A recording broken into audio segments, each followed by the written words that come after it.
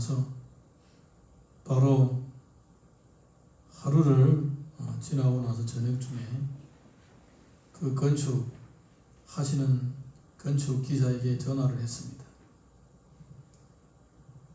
기찻길이 저기 있는데 기차가 지날 때마다 우리 집이 흔들립니다. 특별히 침대에 누워있으면 그 기차가 지날 때마다 움직이는 진동하는 소리가 너무 심합니다. 스트레스입니다. 막 호소를 하는 것입니다. 그래서 그 건축기사가 전화를 받고 무슨 소리 합니까? 건축을 오랫동안 했는데 뭐 그게 기반도 다 있고 제대로 된 건축인데 집이 흔들리다니 기차가 지난다고 뭐 침대까지 흔들립니까? 그래서 도대체 무슨 일인지 내가 한번 가봐야 되겠다고. 그래서 건축기사가 저녁편에 이제 갔습니다. 가보는데 이제 마침 이제 기차가 올 시간이 된 거예요. 지나갈 시간이 된 거예요. 그래서 부인이 보십시오. 한번 침대에 누워서 한번 경험해 보십시오. 이 기차가 지나갈 때 움직이는지 안 움직이는지 한번 보십시오. 그런 거예요. 그래서 건축기사가 그렇게 시간이 됐네. 그래서 침대에 누웠습니다. 침대에 눕자마자 이 집에 남편이 퇴근해서 집에 돌아오고 방문 열고 들어가 보니까 웬 남자가 자기 침대에 누워있는 거예요. 당신이 뭐야? 소리를 벽 지르니까 벌벌 떨면서 이렇게 얘기를 하는 거예요. 제가 혹시 기차를 기다리고 있다면 믿으시겠습니까? 그랬대요. 기차를 기다리고 있다고 하면 믿으시겠습니까? 예. 그것이 아무리 진실이라고 해도 그 상황 믿을 사람이 없겠죠. 예. 전혀 자기의 그 행동의 의미하고는 달리 다른 사람에게 그 의미가 다가가고 있습니다. 하나님께서 말씀을 하실 때에 하나님은 이스라엘 백성 모든 사람에게 말씀하시지 않습니다. 일부분 선지자라든가 특별히 선택받은 사람에게만 말씀이 임했습니다. 그리고는 그 사람이 그 선지자니까 이제 하나님의 말씀을 받아가지고 이스라엘 백성들에게 선포합니다. 예, 아무리 선포해도 사람들이 그냥 뭐 물에다가 돌 던지는 것처럼 던질 때만 풍덩하지 좀 지나면 또 원래 상태로 또 돌아오는 거예요. 그래서 이제 구약 시대를 보게 되면 이스라엘 백성들에게 말씀을 선포할 때에 그 말씀의 권위를 나타나기 위한 하나님의 두 가지의 수단이 있습니다. 하나는 바로 기적입니다. 기적. 말씀을 선포할 때에 기적을 통하여서 그 말씀을 확정하는 거예요. 두 번째는 바로 심볼입니다. 심볼. 상징적인 것을 보여줍니다. 가시적인 것을 보여주면서 하나님의 말씀을 이해하도록 하는 것입니다. 예. 가시적인 것. 그냥 듣기만 해서 이해를 못하니까 그래서 가시적인 것을 보여주면서 그 하나님의 뜻을 전달하십니다. 오늘 성경을 보게 되면 바로 이렇게 가시적인 어떤 상징적인 것을 보여주면서 이렇게 하나님께서 지금 우리 백성들에게 메시지를 전하고 계시다 알려주는 것입니다. 자, 우리 본문의 말씀 1절에서 3절까지 읽어보겠습니다. 시작.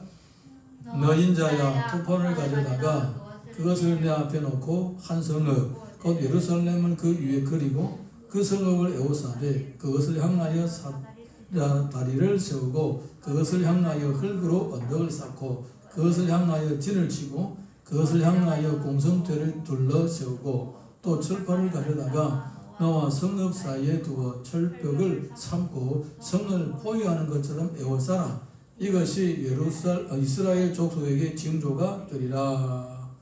하나님은 예루살렘이 고난을 당할 것이고 이스라엘 백성들에게 고난을 당할 것이다.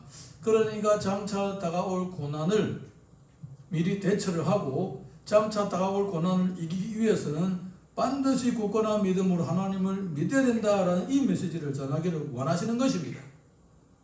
그런데 이스라엘 백성들은 이미 우리가 뭐 하나님으로부터 벌 받아서 나로도 뺏겼는데 뭐 이제 뭐 벌 있어봤자 고난이 있어봤자 뭐 더 큰 고난이 있겠느냐, 이 정도 고난보다 더 큰 고난이 있겠느냐 이렇게 안주하고 있는 것입니다. 그런데 그들은 생각하지도 못했습니다. 사실은 나라를 뺏긴 고난은 아무것도 아닙니다. 그들이 지속적으로 하나님을 믿지 않고 섬기지 않으면 그들에게는 더 큰 환난과 고난이 다가오고 있는 거예요. 그것을 그들에게 전하기 위해서는 하나님께서는 에스겔 보고 토판에다가 예루살렘 성을 그리고 또 이렇게 성벽을 쌓아가지고 예루살렘을 공격하는 그런 모형을 만들어라는 것입니다. 보통 어느 나이대의 사람들이 이 성의 모형을 만들고 성을 공격하는 이런 모형을 만드느냐? 남자애들은 보통 10살에서 15살 됩니다. 그 이상 더 넘어가면 흥미를 느끼지 못해서 더 이상 그런 모형을 만들어서 놀지 않습니다. 우리가 그랬으니까.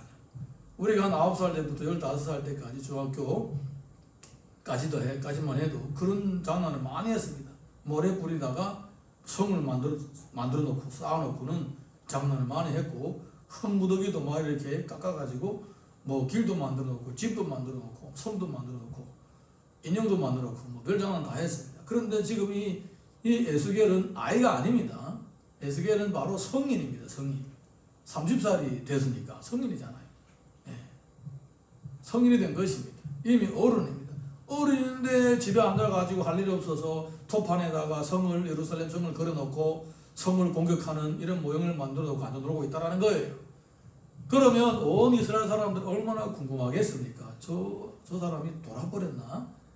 성인인데 뭐 요즘에 하나님의 말씀을 받았다고 하더니 뭐 돌아버렸어? 정신 나갔냐? 저렇게 어린 아이들 노는 장난을 하고 있느냐? 이렇게 생각을 할 거란 말입니다. 그래서 모든 에스겔을 아는 사람들은 그가 지금 집에 처박혀서 가지고 토판에다 성을 그리고 성을 공격하는 모형을 만들고 있다라는 이런 얘기가 쫙 퍼진 것입니다. 지금 구체적으로 그가 지금 무엇을 하고 있는지만 알고 있는 거예요. 그러면 그것을 왜 하고 있는지는 누구도 아직은 모르고 있는 거예요.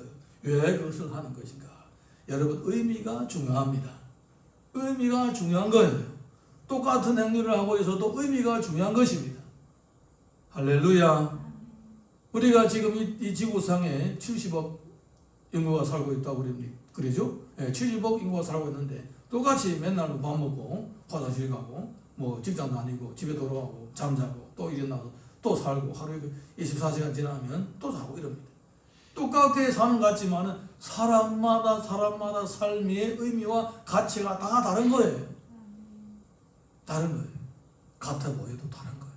그러니까 우리의 삶의 모습도 물론 중요하지만은 이 삶이 과연 어떤 의미를 지향하고 있는지, 이 삶이 지속적으로 연결되어 갈 때는 어떤 열매가 나오는지, 이것이 훨씬 더 중요하다는 것입니다. 예. 똑같이 침대에 누워있다고 해서 다 같은 의미가 아니잖아요. 예. 기차를 기다리는 성격이 확실합니다. 의미가 다 다른 거예요. 그러니까 지금 무슨 의미로 이 사람이 여기에 있을까? 이런 거예요. 우리가 사사기 1장 8절에서 10절 보게 되면 이런 내용이 있습니다. 시작. 유다 자손이 예루살렘을 치어서 점령하여 칼날로 치고 그 성을 불살랐으며 그 후에 유다 자손이 내려가서 산지와 남방과 평지에 거주하는 가나안 족속과 싸웠고, 유다가 또 가서 헤브론에 거주하는 가나안 족속을 치어서 세세와 아이만과 달메를 죽였더라. 헤브론의 본 이름은 기럇 아르바였더라. 유다 자손이 사사기 때에 유다 자손이 예루살렘을 점령해서 그곳에 있는 사람들을 다 쫓아냈습니다. 그리고 예루살렘을 차지하게 되었습니다. 그 후부터 예루살렘은 이스라엘 백성의 땅이었습니다. 열왕기상 11장 13절 봅니다. 시작. 오직 내가 이 나라를 다 빼앗지 아니하고 내 종 다윗과 내가 택한 예루살렘을 위하여 한 집발을 내 아들에게 주리라 하셨더라. 하나님은 예루살렘을 다윗과 유다 지파에게 주셨습니다. 근거가 있죠. 예, 가나안 땅을 정복할 때에 이 예루살렘을 누가 먼저 점령해서 예루살렘에 있는 사람을 쫓아냈느냐? 유다 지파. 온니엘이 이끌어 나갔던 유다 지파가 이 예루살렘을 점령한 것입니다. 그러면 이 예루살렘 성은 어떤 성이냐? 해발이 800m예요. 예리고 평지보다 1200m보다 더 높은, 직선거리가 1200m 더 높은 그런 높은 언덕 위에 있습니다. 그 당시에 이 낙헌 이스라엘 백성들이 성벽을 쳐서 공략을 한다는 것은 하늘의 별 따기입니다. 그런데 그들은 하나님의 약속을 믿고 온 지파를 이끌고 예루살렘을 공격하고 여부수 사람들을 쫓아냈습니다. 그러니까 그들은 하나님 의지하지 않고 하나님을 믿지 않았다면 그 예루살렘을 점령할 수도 없고 차지할 수도 없는 것입니다. 이 예루살렘이 이스라엘에게 속했다는 것은 믿음의 사람들의 승리를 의미하는 것입니다. 그래서 그런 의미로 하나님께서는 이 예루살렘을 유다지파에게 아예 줘버렸습니다. 그 후부터는 예루살렘은 무엇을 의미하는 것인가? 하나님의 승리, 하나님을 의지하고 믿는 사람에게는 아무리 힘들고 어려운 곳이라도 하나님께서는 점령하게 하시고 승리하게 하신다는 증거로 예루살렘을 주신 것입니다. 예, 저는 이 말씀을 준비하면서 마음의 위로를 받았습니다. 마음의 위로를 받았습니다. 7, 8년 전부터 개척을 준비하면서부터 하나님께서 대림 땅을 두고 계속 기도하게 하셨습니다. 야, 이 지리적인 요새가 너무너무나도 좋다. 2호선도 지나가고 7호선도 지나가고 요 대림동이 대림 3동이 진짜 이 교회가 세워지면 딱 좋겠다. 그런 생각을 가지고 계속 기도했는데 길이 안 열렸습니다. 그리고 저기 송파구에 갔다가 뭐 몇 개월 지났다가 또 저기 또 어디입니까? 삼본에 가서 또 1년 반 있다가 우여곡절 끝에 하나님 인도하심을 따라 대림동에 왔습니다. 너무나도 기뻤습니다. 그런데 있으면서 딱 보니까 이 대림동이 진짜 영적인 어둠의 권세가 꽉 잡고 있는 곳입니다. 저거가 뭐냐? 교회가 안 되는 거예요. 교회가 부흥하는 교회가 없어요. 다 갑니다. 교회들이. 우리가 처음에 들어올 때만 해도 한국 교회들이 몇 개 있었습니다. 몇 개 있었습니다. 그래서 야, 저기다 우리가 빌려서 같이 할까? 저기다 우리 빌려서 같이 할까? 여기 어디에는 어떤 목사님이 주택 하나 자체를 자기가 사가지고 자기가 살면서 교회를 했더라고요. 그것도 빌릴까? 뭐 이런 온갖 생각하면서 돌아다니면서 장소를 찾았던 적이 있습니다. 근데 지금은 봐요. 대림삼동에 교회가 몇 개 남았습니까? 평화교회 하나 남고 우리 교회 하나, 여기 앞에 하나 있고 더 이상 찾아보기 힘들어요. 있다고는 해요. 그런데 보이지 않습니다. 다른 곳에 같으면 뭐 교회들이 뭐 즐겨했을 겁니다. 이렇게 교회가 안 됩니다. 그리고 대림 2동에 있는 교회들이 다 하나하나 다 이사갑니다. 1동에 있는 교회도 다 이사갑니다. 제가 알기만 해도 우리 목회자들이 우리 존종 목회자들이 세운 교회만 해도 3개나 이사갔습니다. 다 나갑니다. 부천으로 이사가고 구로구로 이사가고 그렇게 다 가버렸어요. 원래는 이 동포 교회들이 4개나 있었는데 우리 하나만 남았어요. 지금 이 대림동에. 그래서 야, 이 진짜 영적인 악한 세력들이 우월거리고 있는 이 땅이구나. 때로는 힘이 빠질 때도 있습니다. 하나님 왜 이렇게 내가 이렇게 힘든 곳에 와 있는지 모르겠습니다라는 생각이 듭니다. 그런데 오늘 말씀을 준비하다가 예루살렘이 바로 그런 곳이었다라는 것입니다. 난곡불락의 고지였습니다. 난곡불락의 요새였습니다.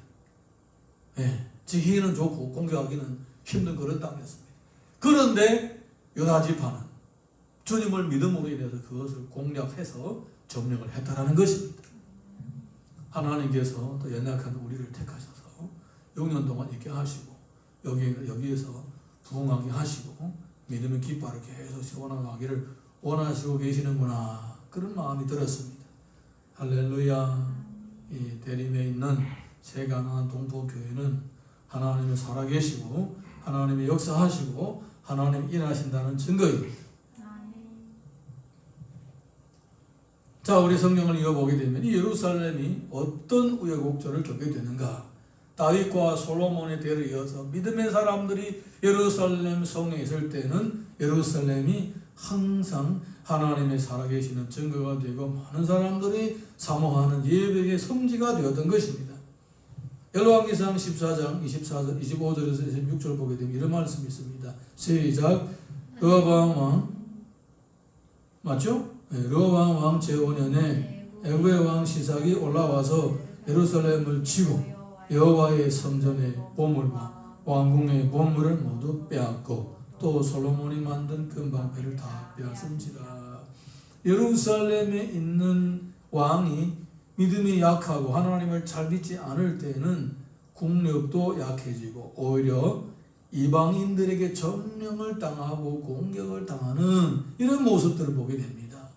무엇을 보여주고 있습니까? 믿음을 잃어버리면 하나님의 보호하심도 사라지게 되는 것입니다. 아무리 지리적인 요인이 뛰어난다고 할지라도 하나님을 믿지 않으면 그 지리적인 요인이 그들을 지켜주지 못합니다. 여기에서 굳이 솔로몬이 만든 근방패가 다 빼앗다는 것은 무슨 의미겠습니까? 하나님을 믿지 않을 때는 보호하심을 받지 못하고 공격을 받을 때에 패배하게 된다는 것입니다. 아브라함이 롯을 보내고 났을 때 하나님께서 아브라함이 롯을 구하고 나서 두려워할 때 하나님께서는 나타나서 이렇게 말씀하셨습니다. 나는 너의 방패요 지극히 큰 상급이라고 했습니다. 하나님을 믿는 사람들은 하나님께서 방패가 되어 주시는 것입니다. 그러므로 이 예루살렘은 어떤 의미가 있겠습니까? 예루살렘은 우리가 안주할 수 있는 지키기 좋은 그런 요새라는 의미이기보다도 원래 이곳은 강한 가나안 족속들, 키가 크고 신체가 웅장하고 최첨단의 무기를 가지고 있던 사람들이 점령했던 고지였는데, 이렇게 우리 촌놈들이, 유목민족들이 맨날 들에서 그냥 만나만 먹던 사람들이, 고기 맛도 별로 못 보던 사람들이 믿음으로 이겼던 이 도성이다라는 그 승리를 의미하는 것이 바로 예루살렘인 것입니다. 여호와를 의지함으로 인해서 점령을 했던 곳이 바로 예루살렘인 거예요. 예루살렘은 안주하기 위한 곳이 아닙니다. 하나님께서 이기게 하셨다라는 증거로 나타나기 위한 것입니다. 그러므로 하나님을 믿고 하나님을 의지하는 사람들에게는 항상 살롬인 거예요. 살람의 도시니까. 아무리 그들이 마병이 없고 아무리 그들이 민족이 숫자가 쪽수가 적더라도 그들이 하나님을 믿고 하나님을 의지하는 한 주변에 있는 강대국도 그들을 어떻게 못한다 그 얘기입니다. 그렇지만은 믿음을 잃어버리면 하나님의 보호하심도 그 방패가 사라진 것처럼 하나님의 놀라우신 그 방패도 사라져버림으로 인해서 그냥 공격만 당하면 그냥 깨져버리는 것입니다. 여러분, 여호와께서 그 가정을 지켜주지 않으면 여호와께서 지켜주지 않으시면, 그 성을 지켜주지 않으시면 파수꾼에 뛰어있는 것도 헛되다고 했습니다. 여러분, 하나님께서 우리를 지켜주셔야 참 평안이 있습니다. 아멘. 하나님이 지켜주셔야만이 진정한 영적인 예루살렘이 되는 것입니다. 아멘. 그러므로 늘 믿음을 굳게 붙잡고 주님을 의지하고 주님을 붙잡고 살아갈 수 있기를 예수님 이름으로 축원합니다. 자, 우리 이어서 열왕기하 14장 13절에서 14절 읽어보겠습니다. 시작. 이스라엘 왕 요아스가 베스메스에서 아시아의 손 요아스의 아들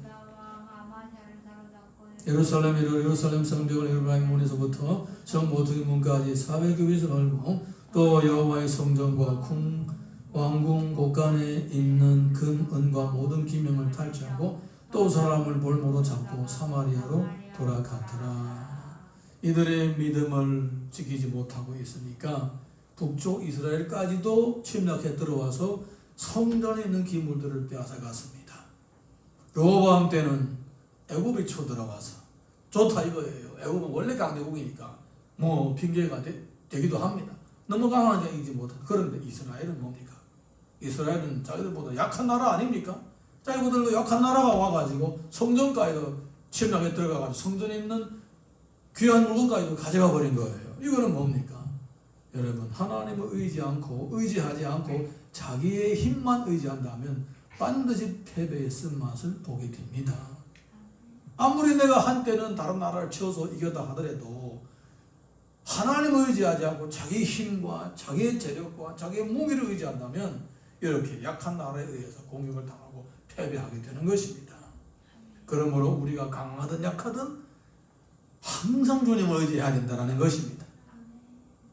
가난하든 부하든 늘 주님을 의지하고, 내가 그냥 풀뿌리 인생이든 아니면 유명한 인생이든 항상 하나님을 의지할 때에 하나님이 그 사람을 지켜주시는 것입니다. 예루살렘이 아무리 높은 언덕이 있더라도, 아무리 지혜는 여기 좋다고 하더라도 믿음의 사람이 그 성 중에 살지 않으면 그 성은 그냥 연약한 토성과 마찬가지로 밀면 무너지게 되어 있습니다. 그 성에 어떤 사람이 거주하느냐에 따라서 그 성의 의미가 달라지는 것입니다. 이 대림동도 마찬가지입니다. 대림동에 믿음의 사람이 많아지면 많아질수록 이 대림동은 변화가 될 겁니다. 할렐루야.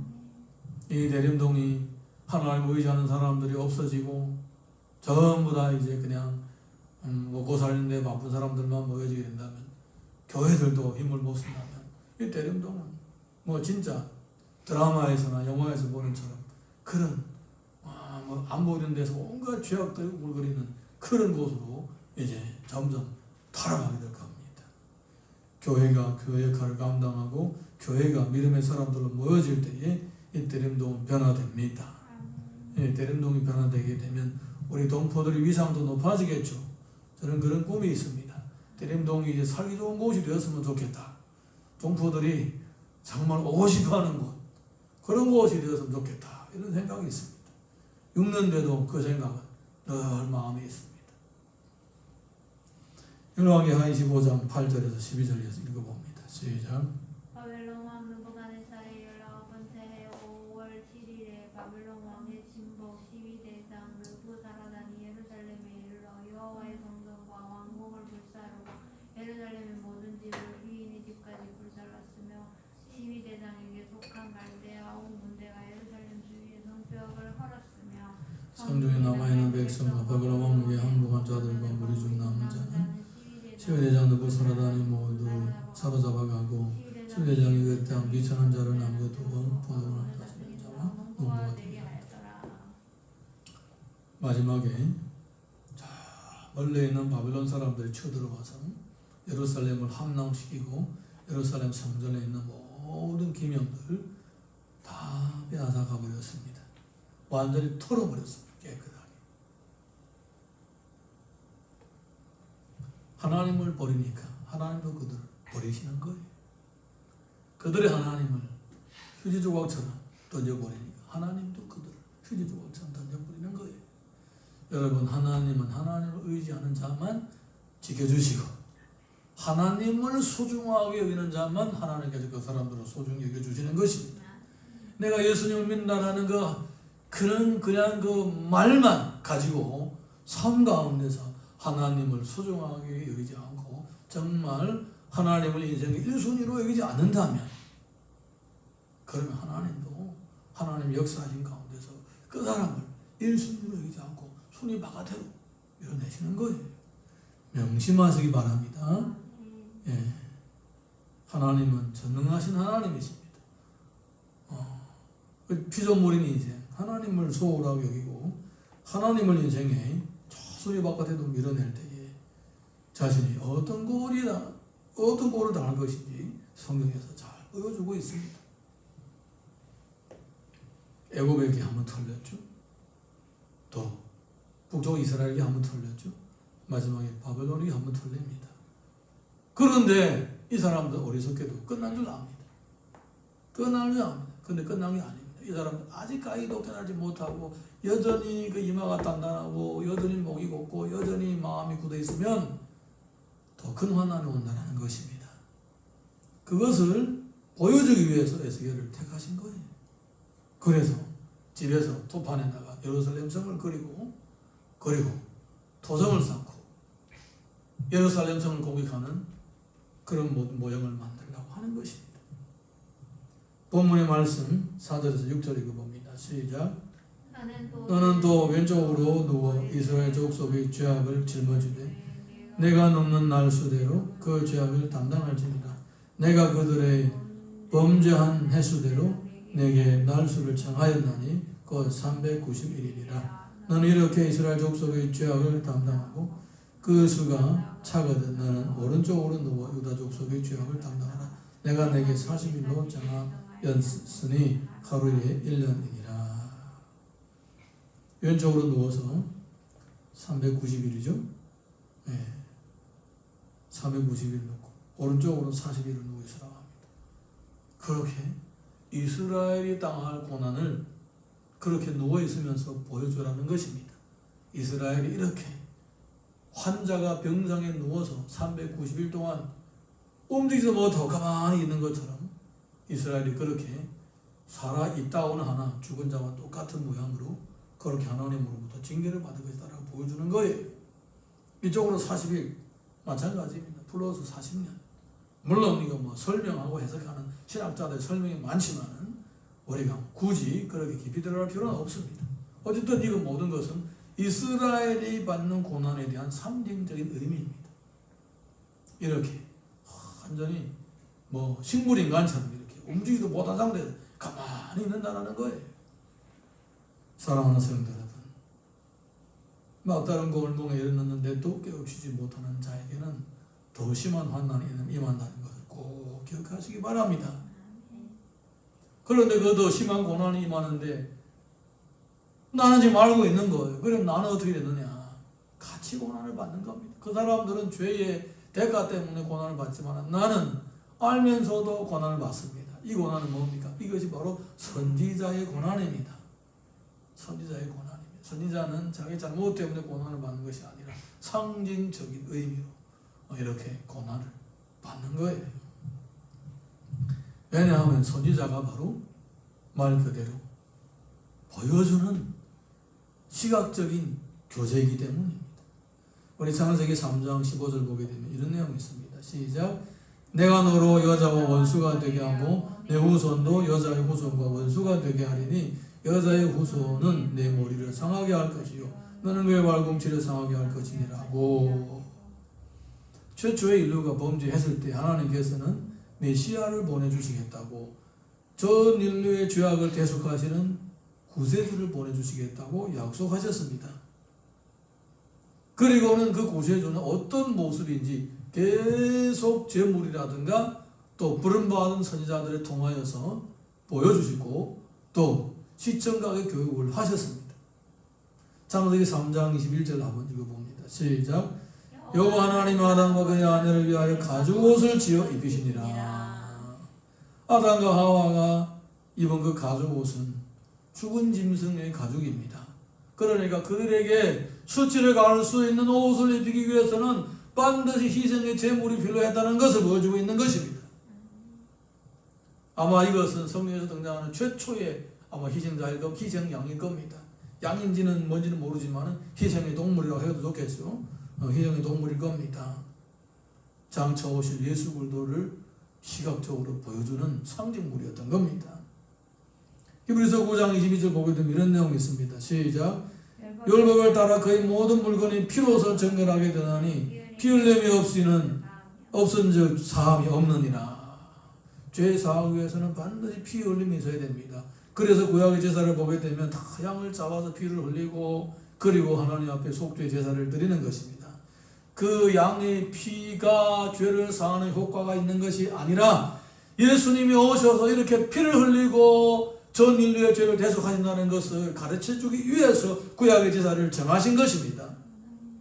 그러면서 장차 오실 메시아를 기다리게 하는 것입니다. 요한복음 1장 19절에 이런 말씀이 있습니다. 시작. 이튿날 요한이 예수께서 자기에게 나오심을 보고 이르실 때 보라 세상 죄를 지고 가는 하나님의 어린 양이로다. 드디어 이 어린 양이 직접 오셨습니다. 예수님은 성경에 예언하신 대로 속죄의 어린 양이 되셨고 십자가에 못 박혀 죽으심으로 인해서 그를 믿는 모든 사람의 죄를 다 대속하신 것입니다. 할렐루야. 사도행전 4장 12절 보게 되면 이런 내용이 있습니다. 시작. 다른 이로서는 구원을 받을 수 없나니 천한 사람 중에 구원을 받을 만한 다른 이름을 우리에게 주신 일이 없음이라 하였더라. 예수님은 온 천하의 구원을 위한 유일한 구원자이십니다. 유일한 구원자이십니다. 히브리서 10장 1절 보게 되면 율법은 장차 올 좋은 일의 그림자일 뿐이요 참 형상이 아니므로 해마다 늘 드리는 것 같이 제사로는 나오는 자들을 언제나 온전하게 할 수 없느니라. 구약에 나타난 에스겔이라든가 선지자라든가 모든 제물들은 다 예수님의 그림자입니다. 에스겔이 그렇게 성을 공격하고 또 390일 동안 누워있고 또 플러스 40일 동안 이쪽으로 누워있는 이 모든 것, 식물인간처럼 움직이지도 못하고 그대로 누워있는 모든 것들은 다 이렇게 예수님이 백성들의 죄를 위해서 자신이 희생을 하시고 십자가에 못 박혀 죽으시고 부활하신다는 것을 보여주는 거예요. 할렐루야. 갈라디아서 3장 14절 읽습니다. 이가 율법이 우리를 그리스도께로 인도하는 초등 교사가 되어 우리로 하여금 믿음으로 말미암아 어렵다함을 얻게 하려 함이라. 지금 이 성경에 나타나는 에스겔이 곧 초등교사라는 것입니다. 초등교사, 초등학교 학생, 초등학교를 가르치는 선생이라는 말입니다. 이렇게 계몽을 하는 몽학 선생이라는 것입니다. 그렇게 장차 오실 메시아를 보여주는 그런 시청과 교육 교재였다는 겁니다. 여러분, 이것이 바로 모든 하나님으로부터 부름받은 사람의 사명이라고 할 수가 있습니다. 우리의 삶 자체가 곧 바로 이미 오셨던 그 예수님, 그리고 장차 이 땅에 다시 오실 예수님을 가리키는 상징적인 존재라는 것입니다. 그러니까 사람들이 우리를 보고 무엇을 발견해야 되느냐? 우리를 보고 예수 그리스도를 발견해야 된다라는 거예요. 예. 그러니까 만약에 내가 뭐 대낮에 남의 집에 침대가 누워 있으면 누구 봐도 의심스러운 거예요. 아무리 좋은 일을 하고 있다 해도 그 누구 처박혀 있으면 누구도 의심하는 겁니다. 그러니까 항상 우리의 자신의 처신을 늘 조심하는 것입니다. 왜냐하면 우리의 행위는 거기에는 의미가 부여되어 있기 때문입니다. 우리의 삶과 우리 행위는 그 의미를 가장 잘 나타내는 그 적합한 자리와 적합한 위치에서 적합한 행동을 해야 된다는 것입니다. 믿습니까? 예. 그 사명을 감당했던 사람은 바로 에스겔이었던 것처럼 오늘 우리도 그렇습니다. 가장 적절한 곳에서 적절한 행위를 통하여서 예수님의 살아계심을 보여줘야 된다는 겁니다. 이어서 우리가 에스겔 4장 7절에서 8절 읽어봅니다. 시작. 너는 또 내 얼굴을 에워싸인 예루살렘 쪽으로 향하고 팔을 걷어올리고 예언하라. 내가 줄로 너를 동일이니 내가 에워싸는 날이 끝나기까지 몸을 이리저리 돌리지 못하리라. 그니 묵혀 있게 된다는 것입니다. 에스겔이 장차 받을 고난을 그에게 보여주고 있습니다. 이렇게 에스겔의 삶 가운데서 일어나는 모든 사건들은 하나님의 구원과 또 그 구원자의 모습을 보여주는 시청각의 교재였습니다. 여러분, 이스라엘은 예루살렘은 수없이 공격을 당한 적이 있었습니다. 이사야서 8장 18절 보게 되면 이런 내용이 있습니다. 시작. 보라 여호와께서 내게 주신 자녀들이 이스라엘 중에 징조와 예표가 되었나니 이는 시온산에 계신 만군의 여호와께로 말미암은 것이라. 사무엘상 4장 21절에서 22절 봅니다. 시작. 이르기를 영광이 이스라엘에게서 떠났다 하고 아이 이름을 이가봇이라 하였으니 하나님의 교회가 빼앗겼고 그의 시아버지와 남편이 죽었기 때문이며 또 이르기를 하나님의 교회를 빼앗겼으므로 영광이 이스라엘에게서 떠났다 하였더라. 이가봇의 출생은 기쁨이 아니었습니다. 이가봇의 출생은 슬픔의 시작이었고 하나님의 영광이 떠난 그러한 상징적인 사람이었다라는 것입니다. 이가봇을 볼 때마다 사람은 제가 태어날 때 그날에 이스라엘은 대패를 했고 이스라엘의 하나님의 보좌였던 그 법궤가 잃어버렸던 날이다. 이가봇이 바로 그런 상징적인 사람이었다는 거예요. 좋은 일의 상징이 되어야 되는데 이렇게 슬픈 일의 상징이 되는 사람도 있습니다.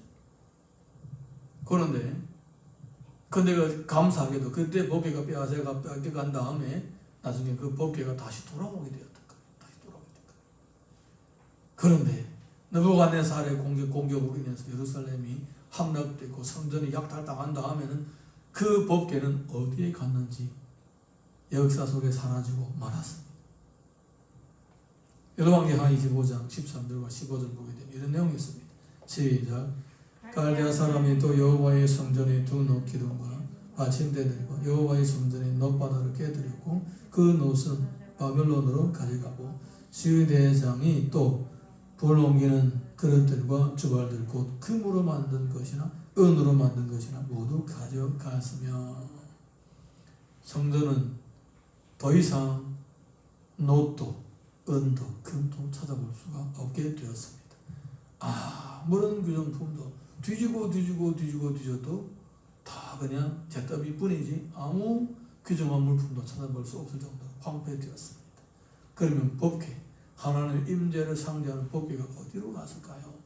지금도 이것이 큰 질문으로 남아 있습니다. 예.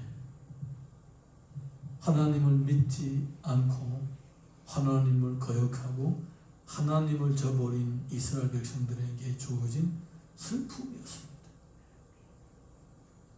다시는 찾아올 수가 없게 되고 다시는 복용할 수조차도 없게 되었고 그냥 기록된 말씀에만 남아있는 그 법궤 어디로 가 있을까? 물론 천국에 가면 답이 나오겠죠. 우리는 법궤보다도 더 소중한 예수 그리스도를 얻었으니까. 할렐루야. 법궤조차도 예수 그리스도의 오심을 그리고 예수 그리스도의 다시 오심을 상징하는 물건이었을 뿐이었습니다. 여러분 우리는 예수 그리스도가 계십니다. 예수 그리스도를 믿고 그분을 따라가는 모든 사람은 하나님과 동행하게 되고 언제 어디서나 주님을 의지하고 주님의 보호하심을 받게 되고 약속된 축복을 누리게 됩니다. 그리고 승리의 상징적인 인물로 우뚝서게 되는 것입니다. 시편 1편 1절에서 3절 보면 이런 내용이 있습니다. 시작. 악인들의 길을 따르지 아니하며 주인들 길에 서지 아니하며 오만한 자들의 자리에 앉지 아니하고 오직 여호와의 법을 즐거워하여 그를 볼 줄 알고 묵상하는도다. 그는 시내가에 심은 나무가 철을 따라 열매를 맺으며 그 잎사귀가 마르지 아니함 같으니 그가 하는 모든 것이 모든 일이 다 형통하리로다. 말씀을 따르는 사람은 시내가에 심은 나무처럼 많은 열매를 맺게 됩니다. 시편 23편 1절에서 3절 읽어봅니다. 시작. 목자시는 내가 부족함이 없으리로다. 그가 나를 푸른 물과 같은 의심에 쉴만한 물가로 인도하시는도다. 내 영혼을 소정시키시고 자기 이름을 위하여 의의 길로 인도하시는도다. 여호와를 목자로 삼고 따르는 사람은 모든 상황에서 풍성함을 누리게 됩니다. 신명기 30장 20절 봅니다. 시작. 너 하나님 여호와를 사랑하고 그의 말씀을 청종하며 또 그를 의지하라. 그는 내 생명이시요 내 장수이시니 여호와께서 내 조상 아브라함과 이삭과 야곱에게 주리라고 명시하신 땅에 내가 거주하리라. 하나님을 의지하는 사람은 아브라함의 복을 받습니다. 시편 37편 5절에서 6절 읽습니다. 시작. 내 길을 여호와께 맡기라. 그를 의지하면 그가 이루시고 내 의를 빛같이 나타내시며 내 공의를 정오의 빛같이 하시리로다. 여호와를 의지하는 자를 빛나게 하십니다.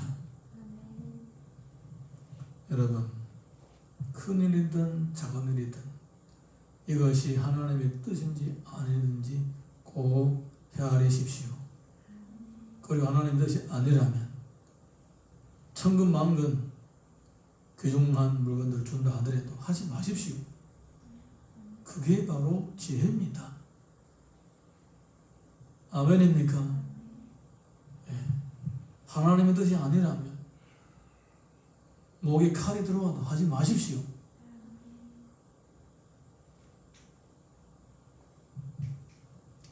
신앙을 타협하고 여호와를 의지하지 않고 그리고 자기를 의지하고 여호와를 버리는 자의 운명 모든 영광이 다 떠나게 되는 거예요. 꼭 명심하시기 바랍니다. 하지만은 여호와를 의지하고 그를 목자로 삼으시고 매일매일마다 그의 인도하심을 따르는 사람은 하나님께서 그를 풍성하게 하시고 빛내게 하십니다. 자, 우리 찬양 하나 부르고 기도하겠습니다.